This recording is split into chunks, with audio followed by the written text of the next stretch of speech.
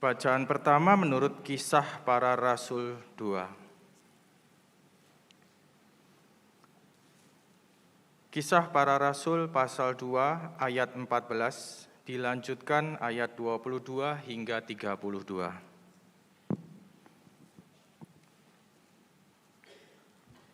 Maka bangkitlah Petrus berdiri dengan ke-11 rasul itu, dan dengan suara nyaring ia berkata kepada mereka, "Hai kamu orang Yahudi dan kamu semua yang tinggal di Yerusalem, ketahuilah dan camkanlah perkataanku ini." Ayat 22, "Hai orang-orang Israel, dengarlah perkataan ini. Yang aku maksudkan ialah Yesus dari Nazaret, seorang yang telah ditentukan Allah dan yang dinyatakan kepadamu dengan kekuatan-kekuatan dan mujizat-mujizat dan tanda-tanda yang dilakukan oleh Allah dengan perantaraan Dia di tengah-tengah kamu, seperti yang kamu tahu. Dia yang diserahkan Allah menurut maksud dan rencananya telah kamu salibkan dan kamu bunuh oleh tangan bangsa-bangsa durhaka. Tetapi Allah membangkitkan Dia dengan melepaskan Dia dari sengsara maut. Karena tidak mungkin Ia tetap berada dalam kuasa maut itu, sebab Daud berkata tentang Dia, 'Aku senantiasa memandang kepada Tuhan, karena Ia berdiri di sebelah kananku, aku tidak goyah. Sebab itu hatiku bersukacita dan jiwaku bersorak-sorak, bahkan tubuhku akan diam dengan tenteram. Sebab Engkau tidak menyerahkan aku kepada dunia orang mati, dan tidak membiarkan orang kudus-Mu melihat kebinasaan. Engkau memberitahukan kepadaku jalan kehidupan. Engkau akan melimpahi aku dengan sukacita di hadapan-Mu.' Saudara-saudara, aku boleh berkata-kata dengan terus terang kepadamu tentang Daud, bapa bangsa kita. Ia telah mati dan dikubur, dan kuburannya masih ada pada kita sampai hari ini.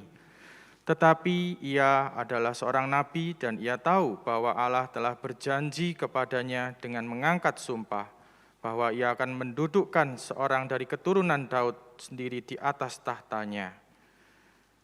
Karena itu ia telah melihat ke depan dan telah berbicara tentang kebangkitan Mesias ketika ia mengatakan bahwa Dia tidak ditinggalkan di dalam dunia orang mati dan bahwa dagingnya tidak mengalami kebinasaan.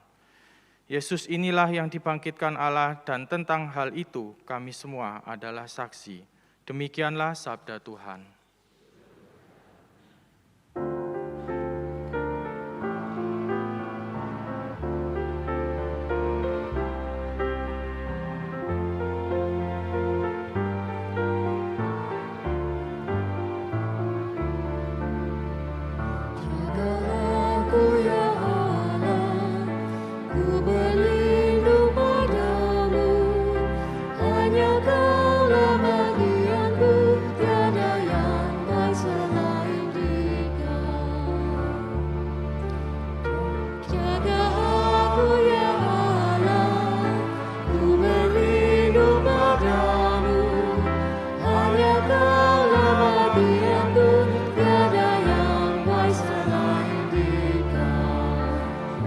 Orang yang kudus yang diam di tanah ini.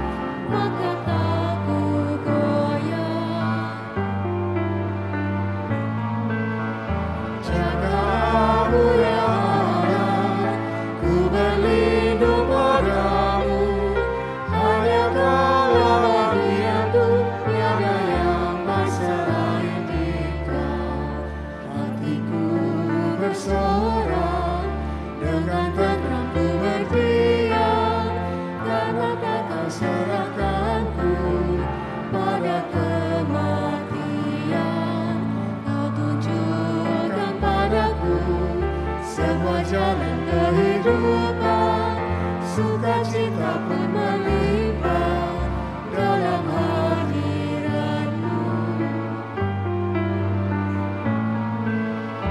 Jaga aku ya Allah, ku berlindung padamu.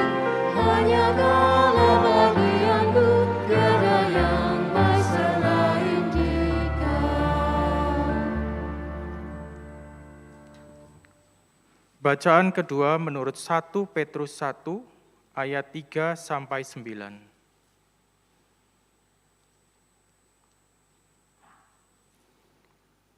1 Petrus 1 ayat 3 sampai 9.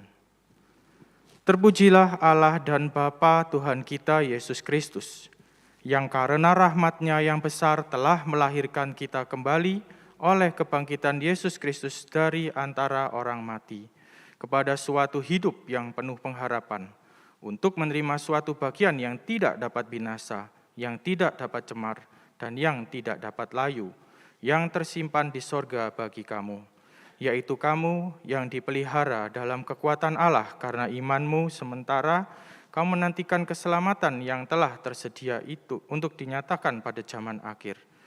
Bergembiralah akan hal itu, sekalipun sekarang ini kamu seketika harus berduka cita oleh berbagai-bagai pencobaan. Maksud semuanya itu ialah untuk membuktikan kemurnian imanmu, yang jauh lebih tinggi nilainya daripada emas yang fana, yang diuji kemurniannya dengan api, sehingga kamu memperoleh puji-pujian dan kemuliaan dan kehormatan pada hari Yesus Kristus menyatakan dirinya. Sekalipun kamu belum pernah melihat Dia, namun kamu mengasihinya. Kamu percaya kepada Dia sekalipun kamu sekarang tidak melihatnya. Kamu bergembira karena sukacita yang mulia dan yang tidak terkatakan, karena kamu telah mencapai tujuan imanmu, yaitu keselamatan jiwamu. Demikianlah sabda Tuhan.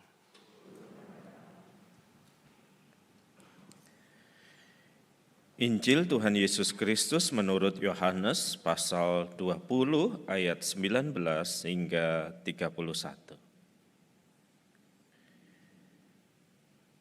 Yohanes pasal 20 ayat 19 hingga 31. Ketika hari sudah malam pada hari pertama minggu itu, berkumpullah murid-murid Yesus di suatu tempat dengan pintu-pintu yang terkunci, karena mereka takut kepada orang-orang Yahudi. Pada waktu itu datanglah Yesus dan berdiri di tengah-tengah mereka dan berkata, "Damai sejahtera bagi kamu." Dan sesudah berkata demikian, ia menunjukkan tangannya dan lambungnya kepada mereka. Murid-murid itu bersuka cita ketika mereka melihat Tuhan. Maka kata Yesus sekali lagi, "Damai sejahtera bagi kamu.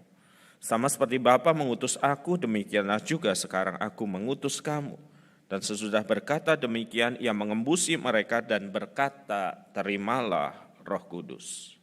Jikalau kamu mengampuni dosa orang, dosanya diampuni. Dan jikalau kamu menyatakan dosa orang itu tetap ada, dosanya tetap ada." Tetapi Thomas, seorang dari ke-12 murid itu yang disebut Didimus, tidak ada bersama-sama dengan mereka ketika Yesus datang ke situ. Maka kata murid-murid lain itu kepadanya, "Kami telah melihat Tuhan." Tetapi Thomas berkata kepada mereka, "Sebelum aku melihat bekas paku pada tangannya, sebelum aku mencucukkan jariku ke bekas paku itu dan mencucukkan tanganku ke lambungnya, sekali-kali aku tidak percaya." 8 hari kemudian murid-murid Yesus berada kembali dalam rumah itu dan Thomas bersama-sama dengan mereka. Sementara pintu-pintu terkunci, Yesus datang dan ia berdiri di tengah-tengah mereka dan berkata, "Damai sejahtera bagi kamu." Kemudian ia berkata kepada Thomas, "Taruhlah jarimu di sini, lihatlah tanganku, ulurkanlah tanganmu, cucukkanlah ke dalam lambungku. Dan jangan engkau tidak percaya lagi, melainkan percayalah. Thomas menjawab dia, ya Tuhanku dan Allahku. Kata Yesus kepadanya, karena engkau telah melihat aku, maka engkau percaya. Berbahagialah mereka yang tidak melihat, namun percaya. Demikianlah Injil Yesus Kristus. Berbahagialah setiap kita yang membaca, merenungkan, dan memeliharanya dalam kehidupan sehari-hari. Haleluya.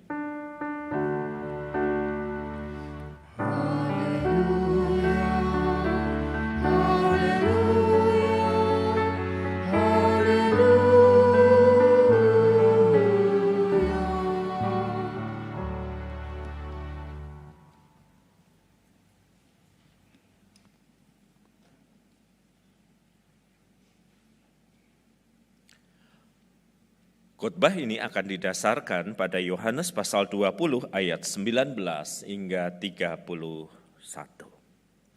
Bapak, Ibu, dan saudara sekalian, ketika Anda berdiri di depan pagar rumah Anda, mari kita ingat kembali ya, Anda pulang dari gereja, Anda pulang dari tempat yang lain, Anda berdiri di depan pagar rumah Anda, maka pertanyaannya adalah ada berapa kunci yang harus Bapak Ibu buka sebelum Anda sampai ke tempat tidur.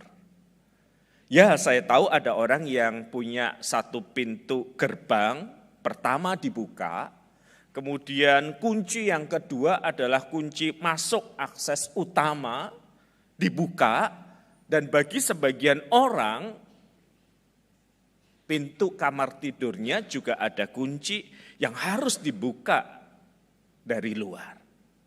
Setidaknya ada 3 tuh kunci yang harus kita buka dari pagar, pintu utama, pintu tempat tidur. Mari kita lanjutkan pertanyaan ini dengan Bapak Ibu mengingat. Kalau untuk benda-benda berharga yang Bapak Ibu simpan di dalam rumah, mungkin jam tangan, mungkin emas, mungkin BPKB atau surat yang lain yang ada di rumah kita. Tuh kalau dari pintu pagar kita perlu berapa kunci dibuka untuk sampai ke benda yang berharga itu. Pasti pintu gerbang pertama, pintu utama rumah kedua, pintu kamar ketiga, pintu tempat lemari, tempat brankas keempat, pintu brankas kelima. Ya, saya tahu sebagian tidak menyimpannya di rumah, sebagiannya menyimpannya di SDB yang masuknya susah setengah mati. Sebagian mesti turun ke bawah, dikasih banyak pintu, dikasih banyak hal, supaya kita bisa merasa yakin, kita bisa merasa pasti bahwa kita itu aman, bahwa kita itu nyaman dengan benda yang kita anggap berharga.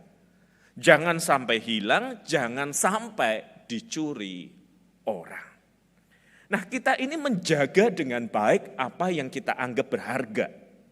Barang-barang atau surat-surat dijaga baik-baik, jangan sampai hilang, jangan sampai dicuri, jangan sampai terjadi sesuatu yang tidak kita harapkan. Tetapi masalahnya adalah seberapa serius kita menjaga pikiran dan hati kita. Pikiran dan hati yang harus dijaga agar jangan sampai rasa damai sejahtera itu hilang dan dicuri. Sayangnya kita menjaga barang kita dengan baik. 5 kunci harus dibuka sampai ke emas kita, sampai ke jam tangan kita. Dimasukkan ke SDB yang aksesnya susah setengah mati. Tetapi barangkali kebanyakan dari kita membiarkan pikiran dan hati kita itu dimasuki oleh apapun juga.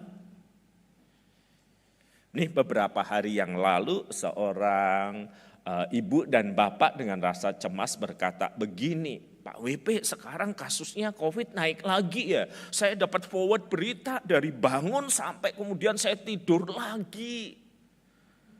Saya bilang, Om dan Tante kalau dapat berita diperiksa dulu ini ada sumbernya atau tidak. Kalau cuman katanya, Om dan Tante juga bisa buat berita seperti itu. Iya Pak, sampai suami saya nggak bisa tidur, takut kalau sampai kejadian lagi. Dulu soalnya dia sempat di rumah sakit kan selama hampir 1 bulan. Lalu sang suami berkata, bukan cuma saya Pak WP, istri saya. Udah nggak bisa tidur, cerewet lagi. Kita ini jaga barang kita, apa yang kita anggap berharga dengan baik. Tetapi kita membiarkan pikiran dan juga hati kita dibombardir dengan begitu banyak berita yang setiap detik bisa mengalir dari smartphone kita. Nanti gelisah, nanti takut, nanti nggak bisa tidur, nanti nggak nyenyak tidur, nggak enak makan. Kalau sudah begitu, berada di dalam keadaan stres yang lama, dan bisa menjurus depresi. Jangan hanya barang yang kita anggap berharga yang dijaga. Pikiran dan hati ini juga harus dijaga agar jangan sampai ada pencuri-pencuri damai sejahtera di dalam kehidupan kita. Apa sih Bapak Ibu yang bisa mencuri damai sejahtera kita? Mari kita perhatikan ayat yang ke-19 yang tadi kita baca. Ketika hari sudah malam pada hari minggu pertama, minggu itu berkumpullah murid-murid Yesus di suatu tempat dengan pintu-pintu yang terkunci karena mereka takut kepada orang-orang Yahudi. Pada waktu itu datanglah Yesus dan berdiri di tengah-tengah mereka dan berkata, damai sejahtera bagi kamu. Pencuri yang pertama dari damai sejahtera yang ada di dalam hati dan pikiran adalah rasa takut, rasa cemas, rasa khawatir. Yang waktu itu dialami oleh murid Yesus. Mereka sudah melihat kubur itu kosong, sebagian dari mereka sudah berjumpa dengan Kristus yang sudah bangkit. Mereka sudah melihat semua bukti yang menunjukkan bahwa Kristus sudah bangkit. Harusnya fakta berita kebangkitan Kristus itu kan menimbulkan sejahtera di dalam hati mereka. Tetapi sejahtera di dalam hati mereka dicuri, dirampas oleh rasa takut yang menyebabkan mereka berkumpul di dalam pintu-pintu yang terkunci. Kalau pintu-pintu ini terkunci berarti yang dari dalam nggak bisa keluar, yang dari luar nggak bisa ke dalam. Mereka ketakutan karena damai sejahtera mereka telah dicuri oleh rasa takut dan khawatir. Rasa takut dan khawatir yang bahkan mengalahkan fakta, realita bahwa Kristus sudah bangkit. Dan ketika orang punya rasa takut, maka rasa takut itu akan mencuri dan menghancurkan damai sejahtera yang ada di dalam hati. Para murid takut, jangan-jangan mereka akan mengalami seperti yang dialami oleh Yesus. Jangan-jangan mereka akan ada dalam situasi seperti Kristus yang tersalibkan. Rasa takut itu sekali lagi mengalahkan fakta dan realita bahwa Yesus sudah bangkit. Dan karena itu mereka berkumpul dalam pintu terkunci, beku, kaku, dan gak bisa kemana-mana. Ketika rasa takut mencuri damai sejahtera kita, pikiran kita ini logis gak sih jadinya? Ketika rasa takut itu mencuri damai sejahtera kita, rasa takut itu membuat kita bisa berpikir dengan lebih jernih. Atau biasanya rasa takut itu bisa membuat kita berpikir gak jernih. Dari pengalaman Bapak Ibu gimana? Kalau tahu-tahu ada berita yang menakutkan, damai sejahtera hilang. Pikirannya jalan bagus enggak? Pak WP, saya jam 5 pagi bangun Pak, saya ditelepon Pak. Ditelepon kata orang gitu ya, anak saya ditangkap polisi Pak. Kalau saya enggak segera deal dengan polisi itu, maka nanti anak saya akan kena masalah Pak. Saya gugup dan segera saya telepon Pak. Ke orang itu, segera kami buat deal, langsung mau transfer. Dan pada saat itulah, dalam kondisi rasa takut, damai sejahtera hilang, gak jerih waktu mau transfer, itulah. Wifi di rumah mati Pak, koneksi data saya buruk. Belakangan itu saya syukuri, biasanya saya komplain kalau wifi mati, pakai data buruk, kali itu saya bersyukur. Saking takutnya saya nggak bisa berpikir rasional. Harusnya kan saya cek dulu sama anak saya, benar nggak nak kamu ditangkap polisi, benar nggak nak kamu kena kasus narkoba. Kalau dia nggak bisa dihubungi kan saya hubungi istrinya, kalau istrinya nggak bisa dihubungi kok saya harus hubungi anaknya. Gitu kan Pak proses berpikir logisnya kan. Tetapi gara-gara sudah takut duluan, nggak ada damai sejahtera, berpikirnya jadi kacau. Terselamatkan oleh wifi yang buruk dan koneksi data yang buruk. Saya mau bilang sama provider wifi-nya, kali ini saya nggak komplain, saya bersyukur koneksinya mati. Kalau koneksinya lancar, berapa banyak uang saya yang udah habis ditipu orang. Anda ingat keputusan-keputusan Anda yang Anda buat ketika Anda merasa takut dan cemas. Rasionalkah? Bijaksanakah? Atau sebenarnya di dalam kekalutan karena damai sejahtera itu hilang, maka itu menjadi sangat sembarangan, sangat sembrono. Dan kemudian kita sesali. Kita ini menjaga barang kita dengan hati-hati dan teliti. Jangan sampai hilang, jangan sampai dicuri orang. Tetapi kadangkala kita membiarkan ketakutan itu mencuri damai sejahtera kita. Sehingga kita nggak bisa berpikir dengan jernih. Dan di dalam ketidakjernihan ada banyak kesalahan yang kita buat. Takut kan nggak pernah membuat orang jadi pinter kan? Takut membuat orang jadi mengambil keputusan yang keliru. Maka jaga hati Anda, jaga pikiran Anda dari pencuri damai sejahtera. Rasa takut. Yang kedua, saudara-saudara, yang sering kali mencuri damai sejahtera kita adalah apa yang kita akan temukan di dalam interaksi antara Yesus dan juga Thomas.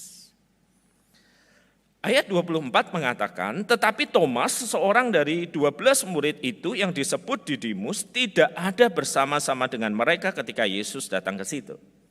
Jadi ketika Yesus datang dan berkata, damai sejahtera bagi kamu, Thomas itu enggak ada. Entah kemana enggak diceritain. Kenapa dia enggak hang out dengan teman-temannya, kenapa dia malah ada di tempat yang lain. Jadi ketika murid-murid yang lain itu udah penuh damai sejahtera, karena ketika Yesus datang dia berkata damai sejahtera bagi kamu, dia menunjukkan siapa dirinya, dia menunjukkan bahwa firman itu ya dan amin.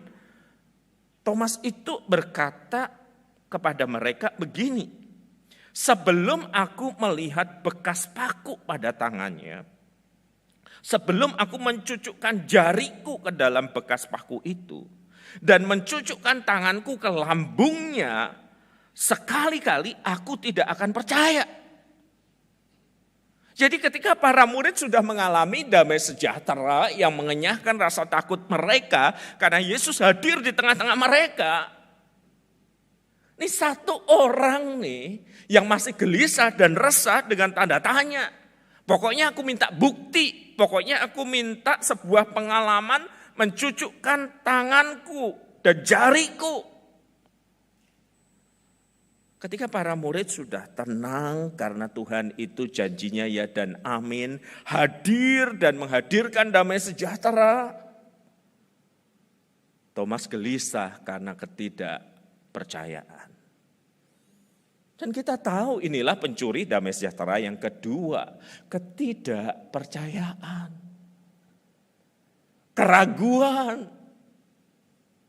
Keraguan dan ketidakpercayaan itu selalu mencuri rasa aman dan tenang. Bagi Thomas, murid-murid yang lain udah tenang, penuh damai sejahtera. Bagi dia ketidakpercayaannya menyebabkan tercurilah damai sejahtera itu di hatinya. Yang lain sudah mengalami kehadiran Tuhan dan penuh damai sejahtera. Thomas karena ketidakpercayaannya masih gelisah dan menuntut bukti. Kalau kita nggak percaya kepada sesuatu, Bapak Ibu, hati kita terus gelisah kan? Ya misalnya Anda ada di satu tempat, Anda nggak yakin Anda aman gitu ya. Nggak percaya bahwa tempat itu aman, maka Anda akan terus gelisah, nggak nyaman kan? Ya saya pernah punya pengalaman sejenis itu kok Bapak Ibu. Ketika bersama dengan rekan-rekan hamba Tuhan, kami dibagi dalam beberapa kendaraan yang akan bergerak menuju luar kota, 6-7 jam perjalanan. Driver kami itu orangnya kecil, wajahnya masih belia. Seorang teman pendeta bilang, dia udah punya SIM belum ya? Dia udah nyetir berapa lama ya? Ini perjalanannya ngeri nih gitu ya. Dan dia nggak banyak bicara, agak sedikit bungkuk orangnya dan berkata, Bapak-bapak pendeta ayo masuk. Dan Anda tahu karena kami ragu, semua berebutan duduk di mana? Di belakang kan? Kalau biasanya mobil gitu ya, orang suka pilih duduk di depan kan, yang nyaman. Kali ini semua berebutan duduk di belakang tuh. Nah, seorang teman perempuan rada apes karena dia ke toilet, dia duduk di depan. Nah, sebelum naik, kita bilang, kencengin sabuk pengaman ya. Tinggalin pesan untuk keluarga. Kami duduk, dan sejak pertama dia menyalakan mesin itu dan bergerak kami udah tahu. Dia termasuk driver yang gak bisa membedakan kaki kanan dan kaki kiri. Gas terus gitu ya. Dan ketika perjalanan memasuki pegunungan yang kiri jurang, kanan ada jalur untuk mobil lain, tetapi begitu kecil, beberapa kali berpapasan dengan mobil yang sama kerasnya. Kadang-kadang spion itu kena, dia perbaiki lagi. Nah disitulah mulailah ketidakpercayaan kami menimbulkan banyak masalah. Ketika mobil itu papasan dengan mobil lain, beberapa rekan itu menginjakkan kaki kanannya seolah-olah punya kuasa mengerem. Sambil berteriak, wah, gitu. Terus menerus itu terjadi sepanjang perjalanan. Perjalanan yang sungguh membuat kami merasa dekat dengan Tuhan.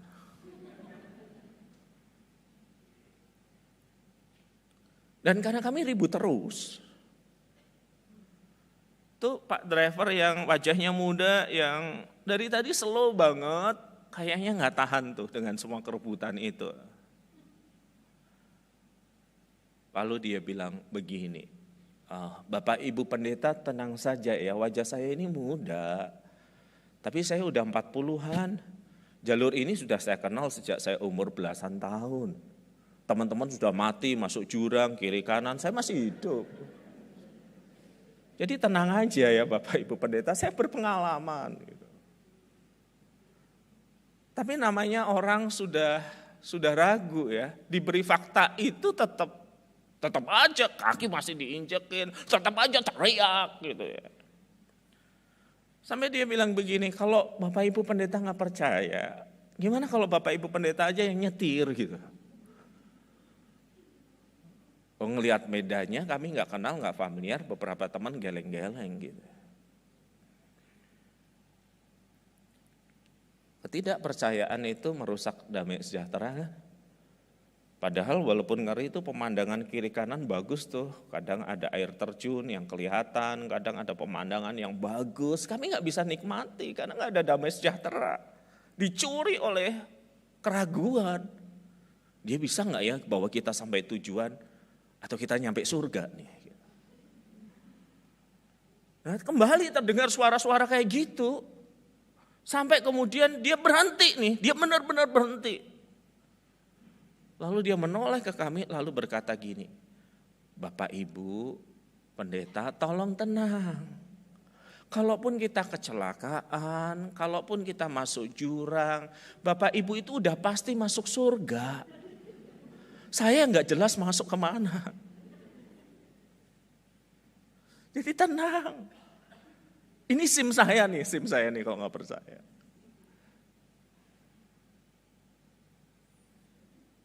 Ketidakpercayaan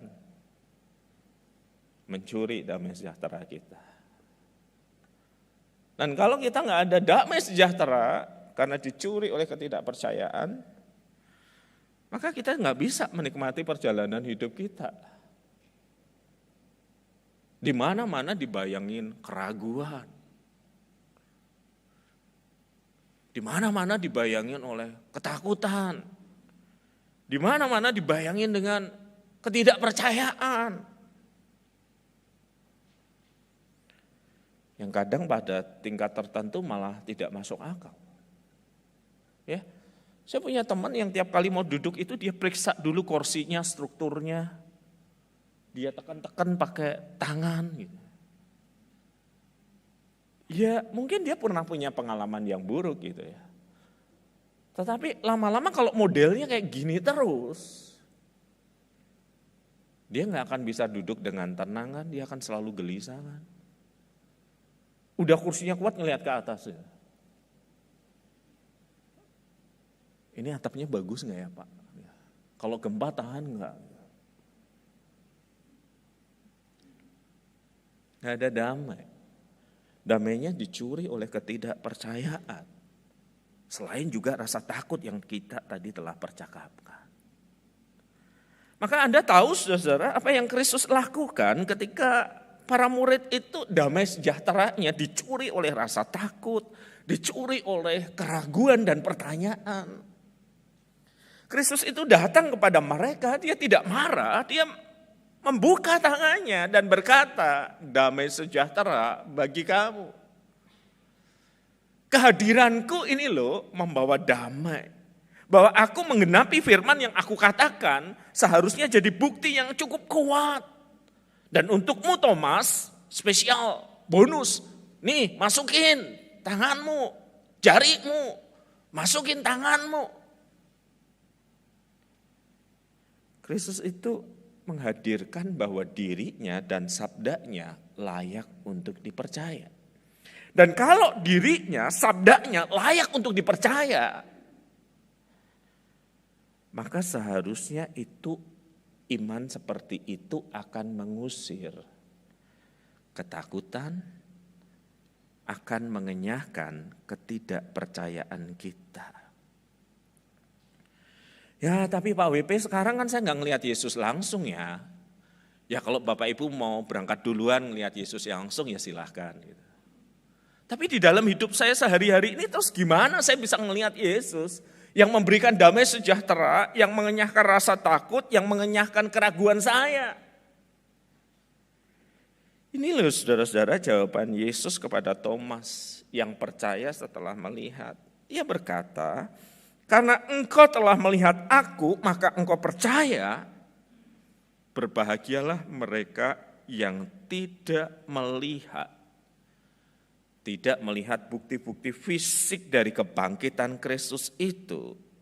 Berbahagialah mereka yang tidak melihat, namun percaya. Dan penulis Injil Yohanes menuliskan dengan mengatakan kalimat ini. Memang masih banyak tanda-tanda lain yang dibuat Yesus di depan mata muridnya yang tidak tercatat di dalam kitab ini, kitab Injil Yohanes. Tetapi semuanya yang tercantum di sini telah dicatat supaya kamu percaya bahwa Yesuslah Mesias anak Allah dan supaya kamu oleh imanmu memperoleh hidup dalam namanya. Kita nggak ngelihat Yesus langsung, kita menjadi percaya karena firman, karena sabda. Karena firman atau sabda itulah yang kita biarkan memenuhi pikiran dan hati kita. Dan kalau sabda atau firman itu yang memenuhi pikiran dan hati kita, maka nggak ada ruang yang lain untuk keraguan, pertanyaan, dan juga banyak hal yang lain. Kata orang, apa yang kita makan, yang kita masukkan ke tubuh kita akan mempengaruhi kesehatan tubuh kita kan. Apa yang kita makan, apa yang kita minum. Begitu pula apa yang dikonsumsi oleh pikiran dan hati kita. Itu kan lama-lama mempengaruhi cara berpikir kita kan. Waktu sinetron Indonesia masih banyak yang nonton, dan sinetron itu pasti isinya ada ketidakjujuran, perselingkuhan. Saben hari mengkonsumsi itu. Lama-lama ibu-ibu juga bisa menjadi sangat curiga, jangan-jangan suami saya gitu kan. Apa yang kita masukkan ke dalam pikiran akan mempengaruhi diri kita gitu. Nah kalau saben hari yang kita masukkan di dalam pikiran kita adalah berita hoaks, sampah, ketakutan, kecemasan. Lama-lama itu juga yang mempengaruhi diri kita kan. Lalu mengapa tidak membiarkan sabda itu yang mempengaruhi diri kita? Yang Alkitab selalu berkata, berbahagialah orang yang merenungkan firman Tuhan siang dan malam. Yang membiarkan firman itu menguasai pikiran dan hatinya. Ketika firman itu menguasai pikiran dan hati kita, rasa takut, sirna, ketidakpercayaan terjawab. Kita ini susah payah loh menjaga barang kita. Barang berharga kita. Jangan sampai dicuri. Kalaupun maling masuk rumah saya Pak, dia akan kesulitan tuh menemukan harta benda saya. Aman Pak, saking amannya saya juga lupa kuncinya di mana.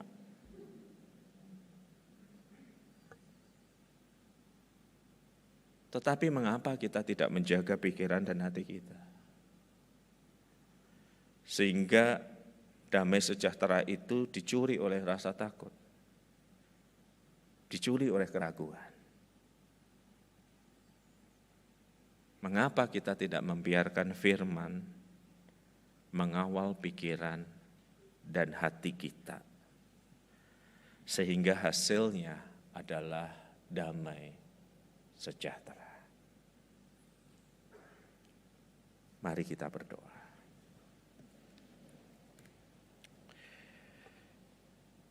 Inilah kami dengan rasa takut yang mungkin gak bisa kami ceritakan bahkan ke orang terdekat. Inilah kami dengan pertanyaan dan keraguan yang bahkan tidak sanggup kami sampaikan kepada siapapun. Dan kami mengerti rasa takut, ketidakpercayaan, mencuri dan membinasakan damai sejahtera kami. Dan kami mengerti, kami jaga barang kami dengan baik, tetapi ampuni kami tidak menjaga hati dan pikiran kami dengan sabda-Mu. Hadirlah di dalam hidup kami dan bersabdalah kepada tiap kami saat ini. Damai sejahtera bagi-Mu. Amin.